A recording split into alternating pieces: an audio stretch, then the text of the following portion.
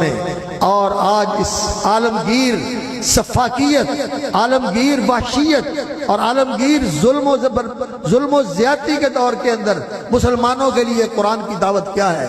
قرآن کی دعوت یہ ہے کہ لا تتخذوا اليہود والنصارى اولیاء بعضهم اولیاء بعض، وہ ایک دوسرے کے دوست ہیں، ہندو کیا، یہودی کیا، عیسائی کیا، مجوسی کیا، اور دنیا کے سارے ملحد اور دنیا کے سارے کافر کیا، الکفر ملت واحدہ، سارا کفر ایک ملت ہے، ان کو دوست نہ بناؤ، یہ تمہارے ساتھ دوستی نہیں کریں گے۔ لا یعلونکم خبالا، یہ تمہیں نقصان پہنچانے میں کبھی کوتاہی نہیں کریں گے، ہمیشہ تمہارا نقصان کریں گے۔ ودوا ما عنتم، تمہیں مصیبتوں میں ڈالنا چاہتے ہیں۔ قد بدت البغضاء من افواہہم وما تخفی صدورہم اکبر، ان کے منہ سے جو تمہارے خلاف بغض و عداوت کے بیانات نکلتے ہیں وہ تو تمہارے سامنے ہیں، لیکن ان کے دلوں میں جو تمہارے خلاف بغض و عداوت کا جہنم جل رہا ہے، آگ بھڑک رہی ہے، وہ اس سے بہت زیادہ ہے، جس کا یہ اظہار کرتے ہیں، اور جب انہیں موقع ملتا ہے تمہیں نقصان پہنچانے کی کوشش کرتے ہیں۔ ہاں انتم اولئک تحبونہم ولا یحبونکم، تم دوستی کے ہاتھ بڑھاتے ہو ان کی طرف اور وہ تمہارے ساتھ دشمنی کرتے ہیں۔ اللہ اکبر۔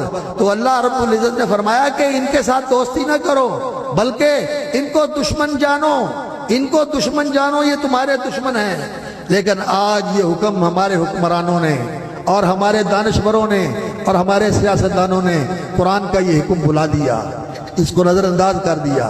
اب وہ دوستیاں کرتے ہیں، معاہدے کرتے ہیں اور پیکٹ کرتے ہیں، اور ان کے ساتھ وہ اتفاق کر کے ان پہ دستخط کرتے ہیں کہ ہم ان کی پابندی کریں گے، لیکن یہ لوگ جب ان کو موقع ملتا ہے تو کسی عہد کی، کسی معاہدے کی، کسی قانون کی، کسی ضابطے کی کوئی پرواہ نہیں کرتے۔ اللہ نے قرآن میں فرمایا لا يرقبون فیکم الا ولا ذمہ، یہ نہ تمہارے بارے میں کسی دوستی، کسی رشتے، کسی انسانیت کے حق کا کوئی خیال کرتے ہیں، اور نہ کسی حلف، نہ کسی معاہدے، اور نہ کسی دستور اور کسی قانون کا لحاظ کرتے ہیں۔